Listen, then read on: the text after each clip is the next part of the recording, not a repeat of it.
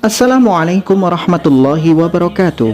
Apa kabar saudaraku semuanya? Semoga kita selalu dalam lindungan Allah Subhanahu wa taala. Kita hidup sebagai seorang muslim, mati juga sebagai seorang muslim. Kita hidup beriman, mati juga beriman.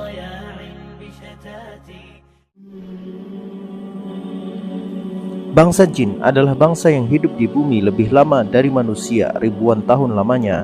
Dulunya mereka adalah pengelola bumi, namun karena banyaknya kerusakan karena pertumpahan darah yang mereka lakukan, mereka pun diganti dengan manusia.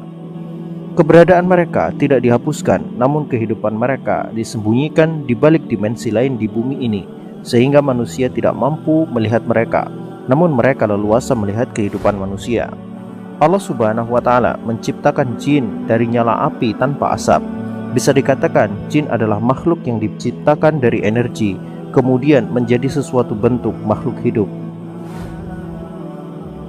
Karena jin adalah makhluk energi, maka sebagian besar kemampuan jin juga berhubungan dengan energi, seperti berpindah tempat secara cepat seperti kilat petir, yang juga pada dasarnya adalah api. Bisa berubah bentuk dengan wujud sesuai apa yang ia inginkan. Hal ini bisa terjadi jika seseorang jin ingin menampakkan diri mereka kepada manusia, maka ia akan mengubah wujudnya dari wujud energi menjadi makhluk nyata seperti manusia. Jin juga bisa memindahkan satu benda dari satu tempat ke tempat yang lain dalam waktu yang sangat singkat. Ia merubah benda tersebut menjadi energi, kemudian ia kirimkan energi itu ke suatu tempat, dan di sana energi itu dirubah kembali menjadi benda semula. Prinsip kerjanya seperti handphone. Teks dalam sebuah SMS dirubah menjadi sinyal menuju handphone lain dan tidak salah sasaran. Kemudian sinyal yang diterima diterjemahkan lagi menjadi teks. Kemampuan jin ini biasanya dipakai oleh para dukun untuk mengirimkan santet kepada korban. Dengan bantuan jin, paku atau pecahan kaca bisa ditransfer ke tubuh seorang korban. Kenapa para dukun tidak buka jasa pengiriman barang lewat santet? Jasa pengiriman barang super cepat via santet, 1 menit sampai.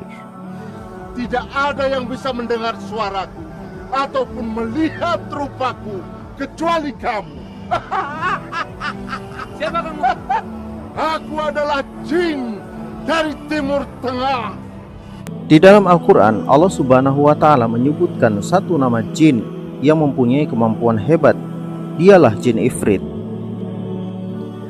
Dalam surat An-Naml ayat 30 sampai ayat 40, Allah mengisahkan tentang kerajaan Nabi Sulaiman. Nabi Sulaiman diberikan kekuasaan untuk menundukkan bangsa jin dan bangsa manusia. Nabi Sulaiman mengumpulkan semua orang terbaiknya dari golongan jin dan manusia di dalam istananya. Beliau memberikan tantangan bagi siapapun yang mampu memindahkan singgasana Ratu Bilqis ke istana Sulaiman akan diberikan hadiah yang setimpal. Pemindahan singgasana itu bertujuan agar Ratu Bilqis dan pengikutnya menyadari bahwa kerajaan Sulaiman bukanlah kerajaan sembarangan dan berada di tingkat yang berbeda dari kerajaan Saba yang dipimpin oleh Ratu Bilqis. Tantangan Nabi Sulaiman disambut oleh jin bernama Ifrit. Dia mengatakan mampu memindahkan singgasana Ratu Bilqis sebelum Nabi Sulaiman bangkit dari tempat duduknya. Tetapi seseorang dari kalangan manusia, dari ahli kitab, juga menerima tantangan itu.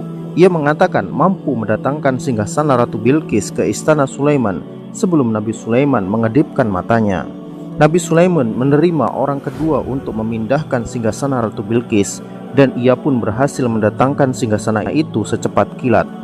Dalam sebuah riwayat dikatakan orang itu bernama Asif ibnu Birkhia. Menjadi sebuah pertanyaan, apakah manusia ini lebih hebat daripada jin Ifrit? Jawabannya tentu tidak. Jin Ifrit mempunyai kekuatan yang besar dan hebat, dan itu memang kekuatan aslinya, kekuatan dirinya sendiri. Sedangkan manusia tadi dikatakan dalam tafsir Al-Qurtubi, ia tidak menggunakan kemampuannya sendiri, melainkan ia berdoa dengan Ismul Azam milik Allah Subhanahu wa ta'ala, yang dikatakan hanya sedikit orang saja yang mengetahuinya. Salah satu orang yang mengetahui Ismul Azam ini adalah Bal'am bin Bawra, yang sudah kita bahas tentang doanya yang tidak pernah ditolak oleh Allah Subhanahu wa ta'ala.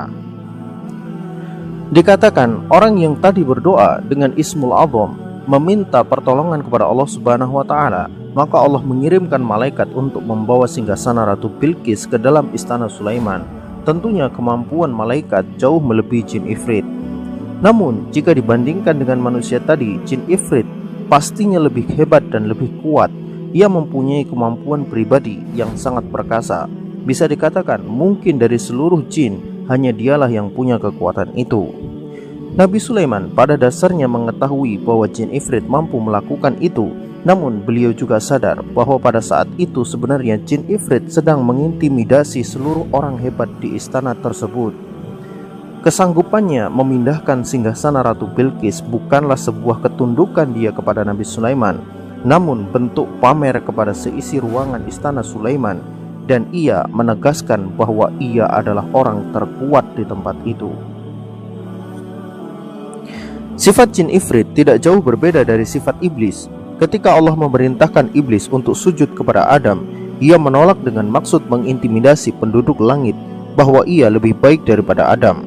Persamaan watak inilah yang membuat jin ifrit ingin menunjukkan kehebatannya dari orang-orang yang ada di istana itu.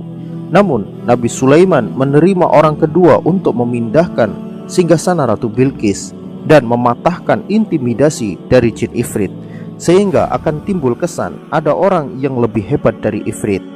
Sangat bijaksana apa yang telah diputuskan oleh Nabi Sulaiman. Seperti sebuah pepatah mengatakan, di atas langit masih ada langit.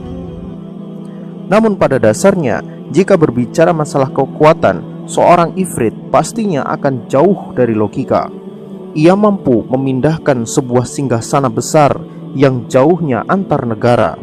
Kemampuan ini tidak bisa dianggap sebagai kemampuan remeh. Tidak semua jin bisa melakukan hal ini. Hanya jin-jin tertentu pada tingkatan-tingkatan tertentu saja yang mampu melakukannya. Kekuatan jin ifrit ini adalah kekuatan yang paling diinginkan oleh teknologi saat ini, di mana sebuah benda bisa dirubah menjadi energi, kemudian dikirimkan ke satu tempat dengan kecepatan nyaris setara sinyal HP. Jika manusia mampu menciptakan alat seperti ini, maka jasa pengiriman barang adalah pemegang saham terkaya di dunia. Bagaimana tidak, Anda bahkan bisa mengirim sebuah mobil Fuso via online. Tidak hanya itu, Anda juga bisa merubah mobil itu menjadi energi, kemudian disimpan di satu alat. Jika Anda butuh, Anda bisa mengeluarkan mobil tersebut dari alat Anda, dan mobil yang tadinya berupa energi akan kembali menjadi mobil seperti semula. Tapi saya berharap semoga alat seperti ini tidak pernah ditemukan, karena saya takutnya nanti menculik istri orang akan lebih gampang. Dalam sebuah riwayat dikisahkan, dahulu kala ada ulama Bani Israel bernama Birsiso. Ia terkenal alim dan soleh. Suatu hari datang 3 bersaudara menitipkan adik wanita mereka kepada ulama tersebut, karena mereka harus berperang berjihad melawan kekafiran. Ulama tersebut menempatkan si gadis itu di suatu ruangan yang terpisah jauh dari ruangan miliknya. Dia hanya datang 3 kali sehari untuk memberikan makanan, yang ia letakkan di depan pintu kamar wanita itu. Saat itulah datang ifrit untuk menggoda ulama tersebut dan wanita itu. Mulanya ifrit menggoda keduanya untuk saling tegur sapa. Lama-kelamaan mereka saling mengobrol dan semakin dekat, hingga mulailah timbul rasa cinta di hati kedua orang itu. Pada akhirnya keduanya melakukan perzinaan hingga si wanita itu hamil. Ulama itu pun ketakutan dan akhirnya membunuh wanita itu dan bayi yang ada di dalam rahimnya. Ia kemudian menguburkan jasad wanita itu di dalam kamarnya. Ketika 3 kakaknya datang dari berjihad, ulama itu menjelaskan bahwa adik perempuan mereka telah pergi entah kemana dan ulama itu tidak tahu. Namun di malam harinya salah satu dari 3 kakaknya tadi bermimpi bahwa adiknya telah dihamili dan dibunuh, kemudian jasadnya dikuburkan di kamarnya. Setelah terbukti, maka ulama tadi disiksa dan kemudian disalib hingga mati.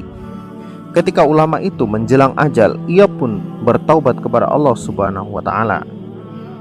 Namun ifrit kembali datang. Ia berkata, "Aku bisa membebaskanmu kalau kamu mau." Ulama itu berkata, "Kalau begitu lepaskanlah aku. Aku ingin menebus kesalahanku dan bertaubat kepada Allah Subhanahu wa Ta'ala." Ifrit berkata, "Kalau begitu aku berikan kepadamu satu syarat. Ulama itu kembali bertanya, "Apa syaratnya?" Ifrit mengatakan, "Kamu harus menundukkan kepalamu kepadaku dan memohon kepadaku seperti kamu memohon kepada Allah Subhanahu wa Ta'ala." Ulama itu pun terdiam sejenak, kemudian setuju dengan syarat yang diberikan oleh Ifrit. Tatkala ia menundukkan kepalanya kepada Ifrit, saat itulah Ifrit membunuhnya, dan dia benar-benar merasa puas karena ulama tadi mati dalam keadaan kafir dan tidak jadi bertaubat kepada Allah Subhanahu wa Ta'ala.